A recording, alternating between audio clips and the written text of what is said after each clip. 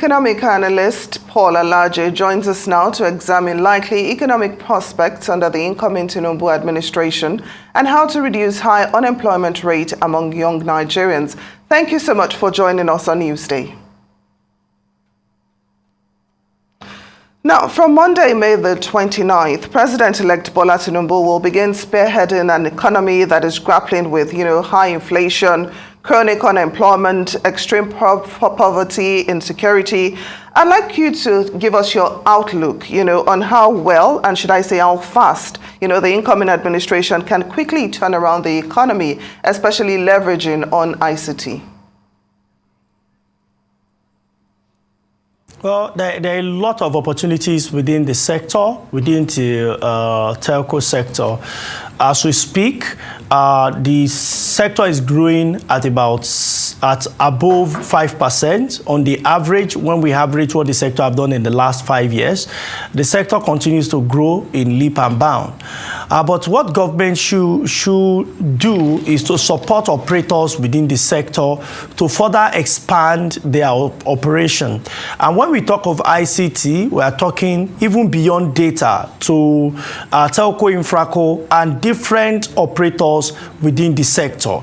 So what comes to mind regarding what the president-elect could do is to harmonize payments charges of government and other taxes that is currently being paid by the operators, and government to also give some level of to pass laws regarding how the sector should be shaped and what should be adoptable by states, by local government, and by federal government. Because as I speak, the industry rules and laws are still not very clear as to what is to be done. What I can tell you is that in 2020, President Buhari promised to help Nigeria with, I think, over 7 billion or 700 billion.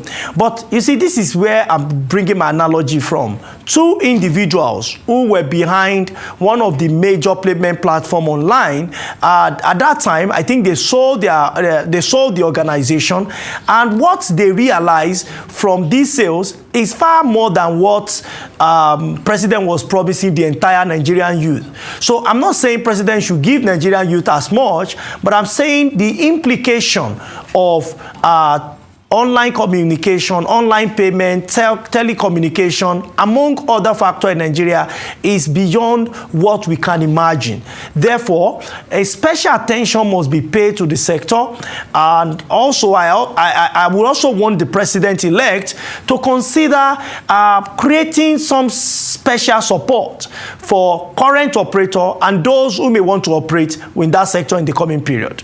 Now, the country's debt profile is another huge, task before the incoming administration. They're expected to inherit about 77 trillion naira national debt. Now, how sustainable is this, and what do you think can be done, to ease the growing debt burden? Well, if the presidency under Senator Bola Tinubu, we adopt the same strategy as we have seen under President Buhari, I can tell you that it will never be sustainable. But if the president-elect, we adopt a different strategy, we become more forward-looking, unlike what we have seen in the incumbent, then that amount will not only be comfortably serviced, but that amount, perhaps significant portion, could be paid. Let's start with this. Over 40% of that debt is from is collected from is under multilateral loan, and I think about 11% or so is from bilateral. These are ones that could be discussed. What we should not consider is to see how we want to readjust some of our commercial loan and commercial bonds. I don't think that would be the way to go. But because almost half or a bit above half of these loans could actually be discussed, it's a window I will want the president-elect to explore. That said, number two, the real challenge we have debt crisis, no doubt about it. But debt crisis originated from somewhere, which is revenue shortfall, revenue issue or revenue crisis. How do we solve our revenue problems? revenue issues could be solved because there are sectors within the economy that have prospects of delivering revenue to the tables of government up to about 30 trillion naira. The federal government alone could generate, in addition to what is being done, between 8 to 10 trillion.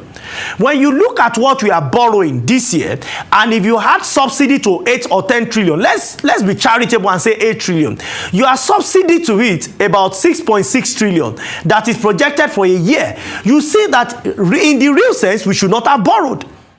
The real challenge is energy and technology to generate more revenue.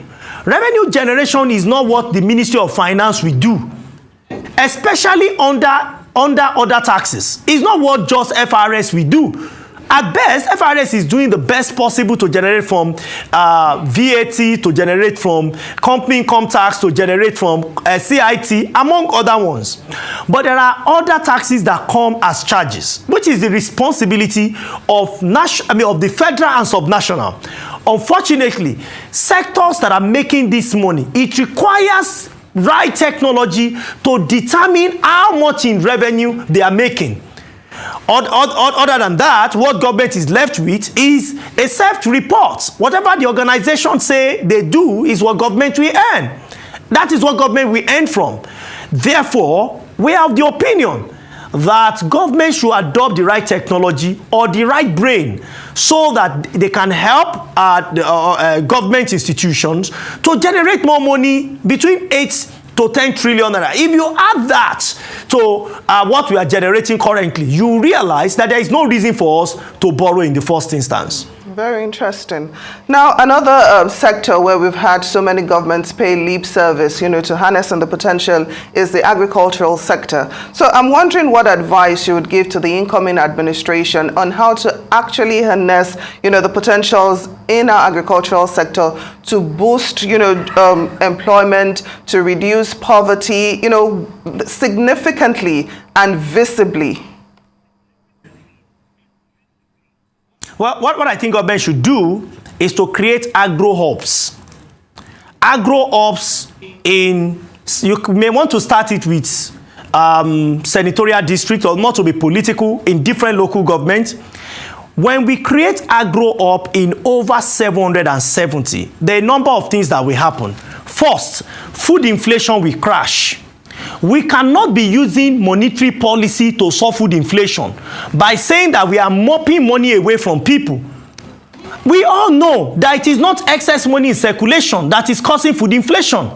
What is causing food inflation, in fact, is scarcity, as more farmers have now gone to IDP camps. So what the president-elect must do is to look at different states, whether they are in the ruling party or they are in the opposition party, whether their loyalty is to government or their loyalty is somewhere else. Food does not have loyalty. Hunger is the biggest legislator. So here is it. I would like the president-elect to look at from Sokoto to Calabar, from Bayelsa to Lagos to Gombe. How do we first create 10 for each state, 10 food hubs, farm hubs? What do I mean by that?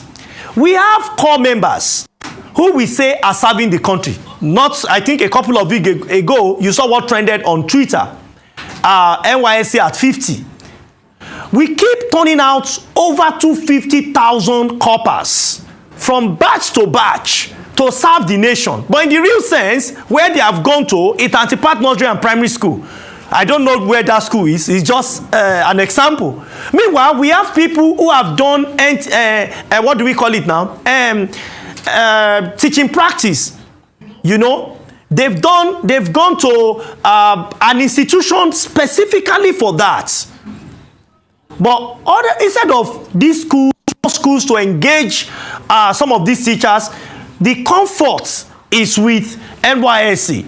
I'm of the opinion that we should organize some corpers. It may not be all, because if you want to do census today, we rely on corpers. If you want to do election today, we rely on corpers. We should look for corpers and volunteers. the number of unemployment, percentage of people that are unemployed in Nigeria is over 33%, according to the National Bureau of Statistics. If government says that we are going to come up with a program for farm ops, in fact, you can call it Tinubu Farm Up. The name does not matter. The implication is output. How are we going to farm more rice paddy such that the price of rice, local rice, will come down from 37 to 40,000 to like 20 or 25,000? How do we reduce the price of cassava? So we will look for different regions, different area, and go to lab, test their soil. We will know if Plateau is more friendly to sweet potato or Irish potato. We want to know if sugar can grow in Nasarawa. We want to know if rice can go in Zamfara or it can go in Kebbi. We want to know where cassava can grow, where cocoa can grow. This will require support of state governments and local governments. And we are going to share this in about 700 locations. What we are going to have first is you are going to have significant increase in supply of food. When supply increases and demand remains constant, price will crash. It's an automatic thing. So when you have reduction in price, it will have implication on headline inflation. Even if core inflation remains the same, again, you will start seeing people showing interest in terms of manufacturing. What government should then do, because this is a policy issue, when they make the policy, they will ensure they provide military to protect young people, because I'm looking at young people first. Again, if you look at migration that has happened in Nigeria, more people have left urban center to rural area. Average young man don't want to farm. So how do we create that enabling environment for them to farm? And when they farm, it will not be with hoes and cutlass. It will be via technology, right tools. We want to see drone on farms. We want to use technology for irrigation. This is the view, the vision of the founding fathers of our nation. The likes of Obafemi Awolowo, the likes of Ahmadu Bello, the likes of Tafawa Balewa, the likes of Nnamdi Azikiwe, the likes of Ikoku. Those were their vision. And if you have seen in history of Nigeria, not of America, some of these things were done, and that is why the North could compete with the West and the East on groundnut pyramid. The East could compete on palm kernel, and the West can compete on cocoa. What went wrong? We suddenly discover oil, and we believe that there is no need to work. Not mean that free food does not last forever. Now the party is over. How do we start? Those that are coming to government must realize that it is not party to share, it's party to bring. And in bringing, I've told you one out of several possible solutions. Because we can engage a number of unemployed persons via volunteering and paying them. Maybe look at what happened under this regime. The president announced they were going to support youth, and I saw one of the ministers who later even defended it at National Assembly, how government is giving money to some youth. Fantastic program, but they targeted it on a wrong program. Fantastic idea, I beg your pardon, on a wrong program. Imagine those youth have been taken to farms, and government is paying them while they are farming. It will have implication on output. So how do we recalibrate our thinking into production? So that is just on agriculture. And government should realize that when this happens, medical doctors are needed on farm. Economists are needed on farm. Broadcasters are needed on farm. Everybody is needed. Even an engineer is needed on farm. So it's not just going to be in front of your house, start farming. That is not coordinated. From Delta to Niger, can we have hectares, and when I say hundreds of hectares of land, and allow young people who are interested? So when these people finish serving, and those that are volunteer, they will not want to be busy doing nothing, because you have created a community out of nothing for them. Then you are going to see even urbanization of rural area. You are going to see more income going into their pocket, because when they sell, government is expected to give them something apart from the normal what we call alawi in NYSC orientation camp. Beyond that kind of amount of money, you will now have food storage in different parts of the country. So when it comes to food, it will not be that we say we don't have output. Government can decide to release grain into the system. Go to Benue, We see how fruit gets rotten in Benue. So can we put corpus and organize, maybe within 1 year? Create leaders, you know, beyond what just one ministry or parasector of government will do. Engage private sector, partner with the financial sector, let them invest in it. Then you will see how government will make money from agriculture. The challenge is that over the years, rather than government making money from agriculture, government have been spending on agri and the incentive is low. So a number of things you can do with it. You generate more employment. You can even export and have FX and quite a number of other things for the country. Well, Mr. Paul Alaje, economist analyst, thank you so much for joining us on Newsday for this very interesting discussion.